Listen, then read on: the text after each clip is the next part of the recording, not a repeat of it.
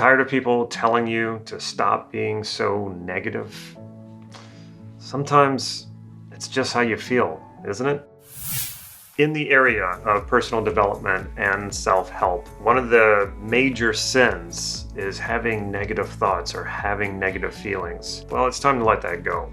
It's not realistic to put expectations on yourself or on anyone to not have negative feelings and to not have negative thoughts. I have been in these circles and I've been around these people who are trying to be perfect, and they think of their teachers as being perfect, and a lot of times these personal development teachers are sort of portraying themselves as perfect, like they never have negative feelings and negative thoughts, and that's just not even being human. I have had many, and still do, negative thoughts and negative feelings. I know what it's like to be depressed. I've been there twice, and I've worked through that, and in a lot of ways I feel like that really qualifies me for what I do now, the work that I do now. And I'm always going to be honest with my students, with people who I coach. I certainly still feel negative feelings and I still have negative thoughts. So if you're putting that on yourself, like that's some sort of standard that you're trying to achieve, it's what we call perfectionism. You will never achieve perfectionism, or you'll never achieve perfection. And so you will always feel like you're falling short and failing. And so that's not good. So stop doing that if you are in fact doing that. Now, before we go any further, if you find yourself liking this video, make sure you give it a thumbs up. And if this is the first time you have stumbled upon my channel, make sure you hit that subscribe button right down here and the bell so you'll be notified when I put new videos out. And if you're not new to my channel and you haven't subscribed yet, what are you waiting for? You know the drill. Also, in every video that I do give away something for free. And if you're a little impatient, you want to jump straight to that, if you check the description right here down below, you will find what that is. Negative thoughts and negative feelings, or I should say thoughts and feelings, are different.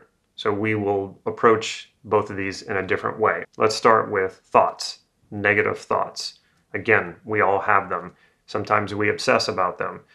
There is a reason for that. Sometimes we obsess over negative thoughts simply because we're trying to get rid of them, or we're trying to bury them, or we're trying to push them away. Sometimes we have negative thoughts, and what they really are is they're our own self trying to remind ourselves not to commit a mistake, especially one that we've already done before. Maybe you were in a situation where you said the wrong thing, you did the wrong thing, and you know that you have to go back into that situation, like say like it's a work situation, and you're constantly telling yourself, okay, don't do that thing again, or don't do that, or don't screw up. And we tell ourselves this to remind us, but what we're actually doing is we're basically becoming very, very self-conscious by sort of, when you say don't do this, you have to access the do this in order to know what you're not supposed to do. But when you access the do this, whatever that is, that's basically going to sort of push you in the direction of actually doing that. Now, you might consciously be able to interrupt that and stop that.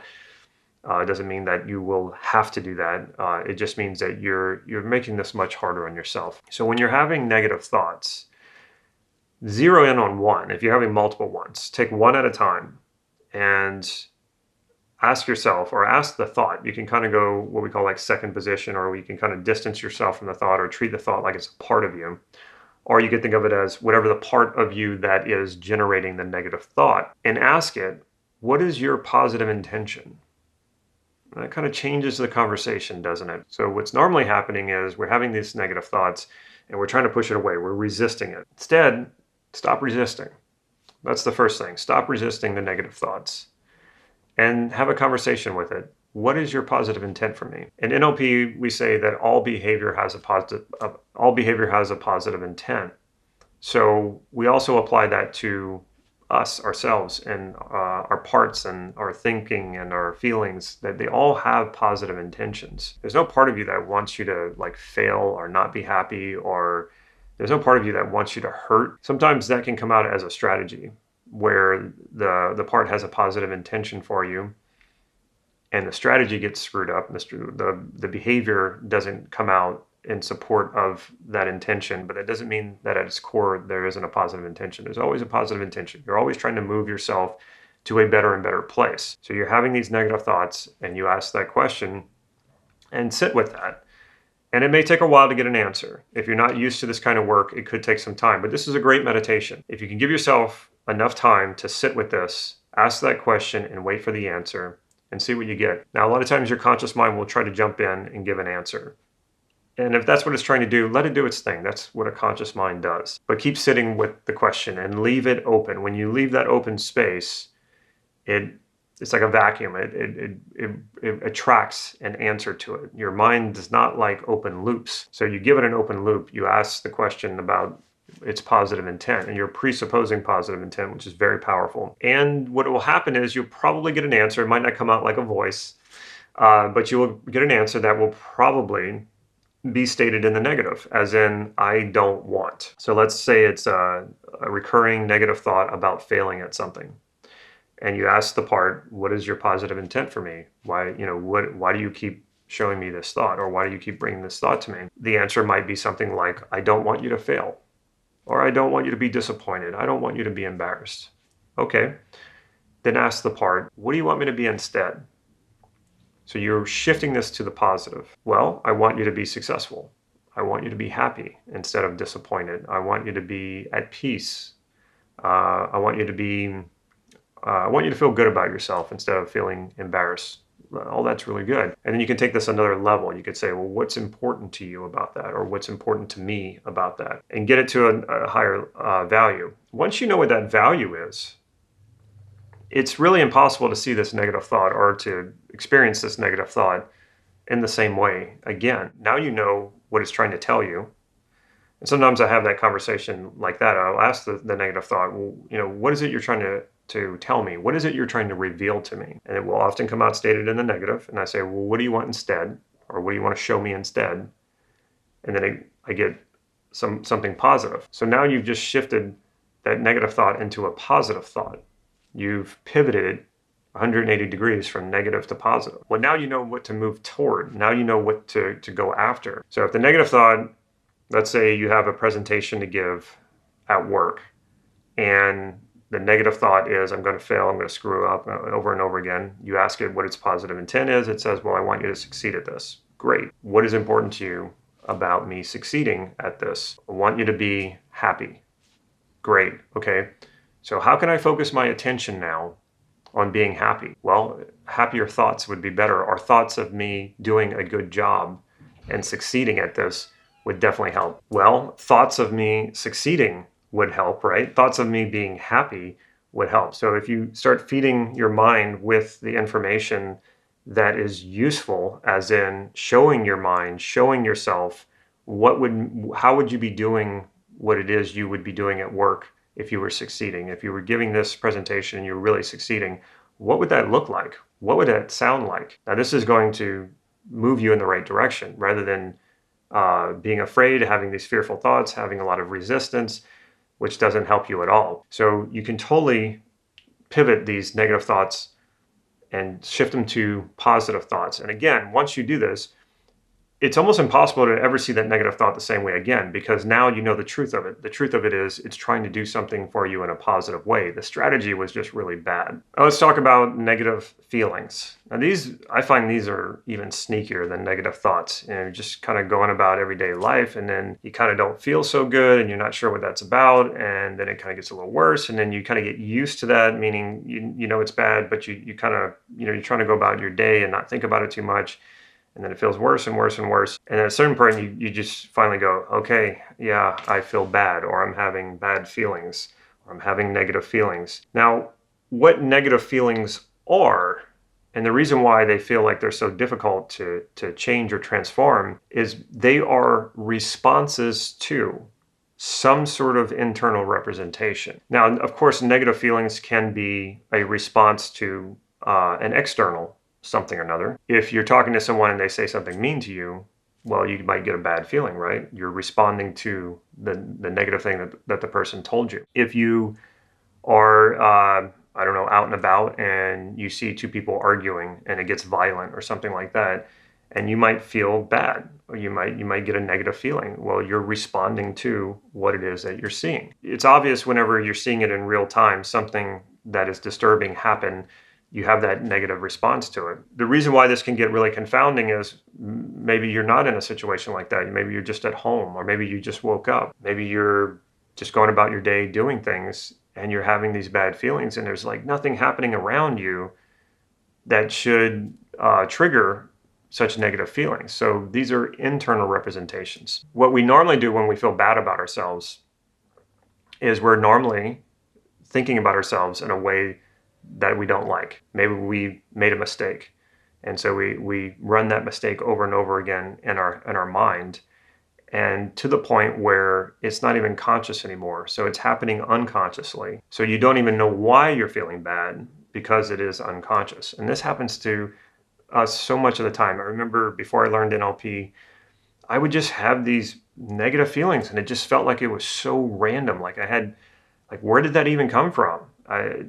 Everything seemed normal, everything seemed fine, and suddenly like I'm crashing into this really negative state. And I didn't understand that for the longest time. It seemed so random, so mysterious, and like I had no control over it. Well, now when I have a bad feeling, what I do is I know right away I'm responding to something. It's either external or it's internal, and it's very easy to find out, if it's external. If nothing is going on around me that, makes me have a negative feeling, then I know it's got to be internal. And by the way, I rarely watch violent movies anymore because of that negative feeling. I remember watching Game of Thrones one time, and I wasn't really a big fan of Game of Thrones, but there was this really violent scene where this very large man crushed another man's head.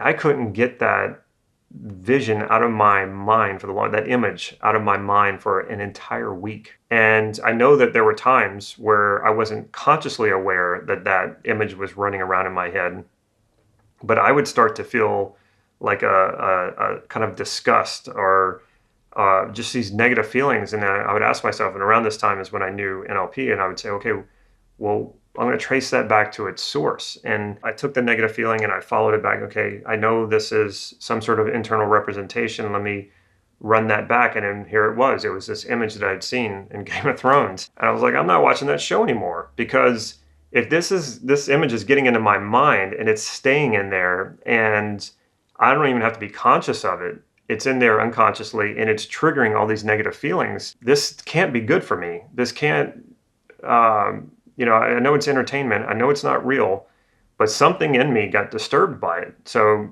I just stopped watching it. And in general, I try to avoid seeing or taking in information, movies or whatever, where there's excessive violence, gratuitous violence. Sometimes in a story, negative things happen or whatever. That's just part of a story. But when it's really gratuitous like that, and it stresses your mind out, or stresses, it has to have a stress effect on the body, it's not worth it. So be careful the diet you consume mentally. And that's important, because you're going to have a lot of that information running around inside of you. So try to make it useful, good information, or things of beauty and pleasure and joy, and the things that you want to experience in life. But that's what you can do, is when you have a negative feeling and there's nothing going on around you to indicate, why that would trigger such a negative feeling, then it's an internal representation. That internal representation can be visual, it can be auditory, or what we call perceptual kinesthetic. Perceptual kinesthetic is not the evaluative feeling, it's the touch or the proprioception. So evaluative feelings are always a response to some sort of stimulus, some sort of representation, internally or externally. You take that feeling and you say, okay, what is causing this? Where is it coming from? And you trace it back to its source. There is always a source. You don't have random feelings. A lot of people think that they do. You don't. That feeling is always coming from either an external source or an internal representation. Knowing that should give you a sense of comfort, because then okay, the feeling is not just like me being a bad person or me being a negative person. The feeling is there because there is a source that's triggering it.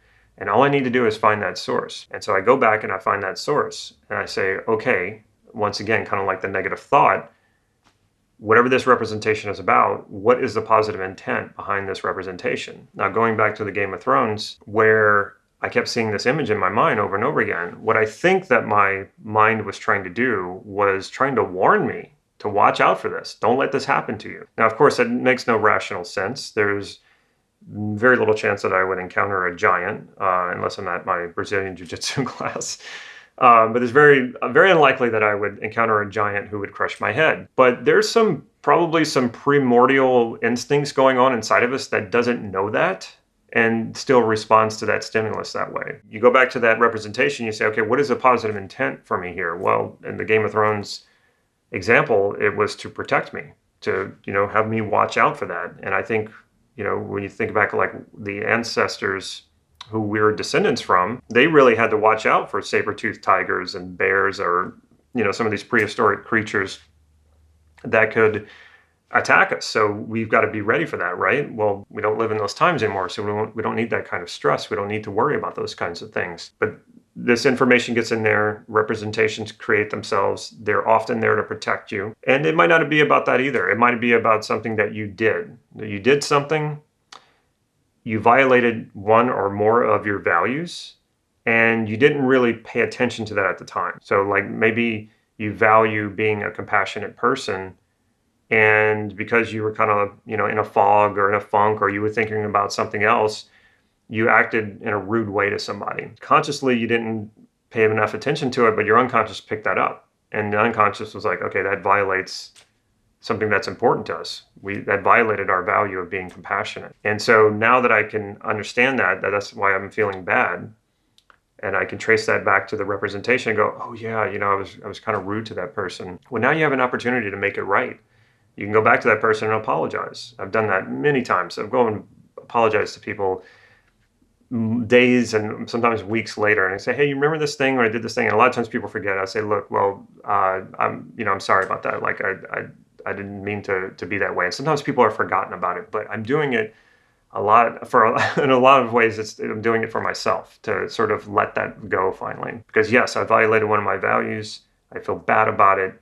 Now I'm going to make it right. And sometimes you can't make it right because it was a passing situation. You're not going to see that person again. But you ask yourself, okay, how can I make this right for myself now? How can I change this representation to make it a more positive one, to sort of highlight who I want to be going forward? Make sure I accept the fact that I did indeed behave this way. I accept that, and that's all I can do right now. And the best thing that I can do is go forward, remember this, but also know how I want to be different going forward. And maybe I make a vision of that for myself. I see myself like, how would I have, if I had this to do over again, how would I have done it in a way that I fulfill my value of compassion and everything's okay? And then I can focus on that from that point forward and feel good about that, because yes, I made a mistake. I accept that, and then I'm going to move forward and do something different next time. And it's amazing how these feelings just completely change. They will change in a moment when you understand what's being represented and how to make it better, how to make it right, or what's going on. Like just having this knowledge and being able to go and trace these feelings back to their source and figure it out will change everything right there. And the better you get at this, the faster you can do it, the less mysterious it will be. You will have it more in your consciousness of how to do this. And anytime you have a bad feeling or a negative thought, negative feeling, negative thought, you go, oh, okay, well, something's going on here, and I have some tools now to deal with that, and I can change that.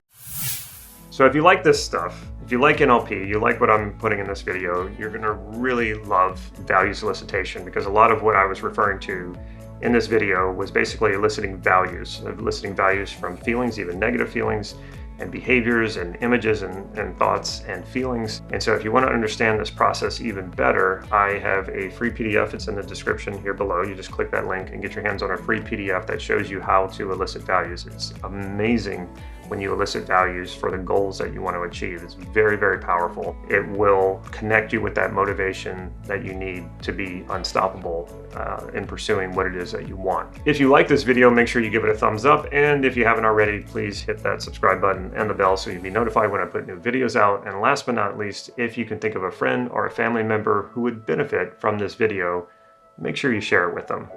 Take care.